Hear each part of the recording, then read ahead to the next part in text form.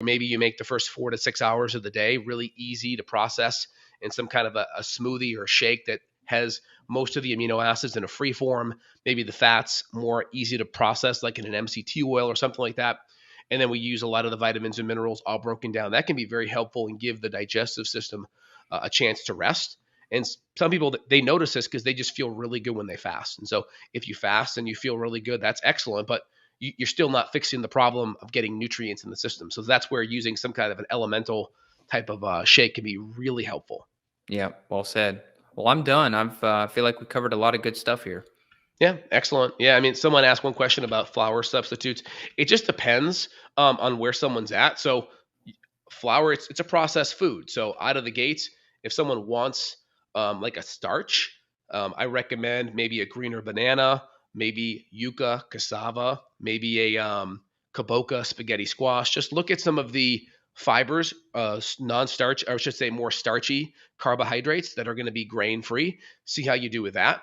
And then if you want like an actual flour, you can look at like an arrowroot or you can look at like a cassava are pretty good because it's still grain free, but it's still going to be on the process side. So ideally try to keep it grain free so you don't have all the extra gluten sensitivity connection with those.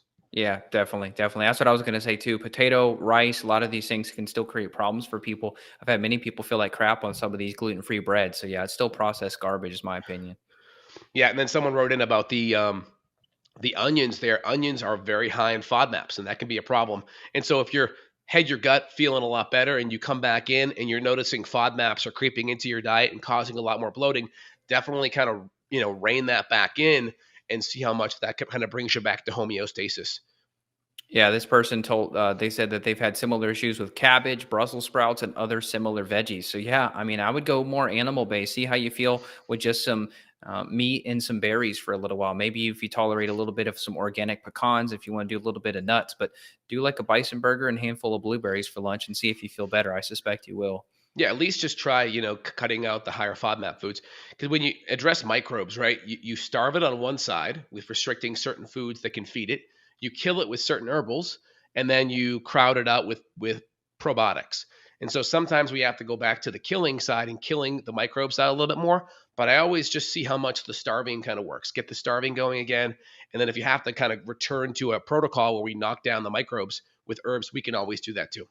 Yeah, and we've made these protocols a lot. It's really fun to combine and mix and match and get the synergistic effect of this herb plus that herb. I mean, that's where the magic really happens. And there is an art to this too.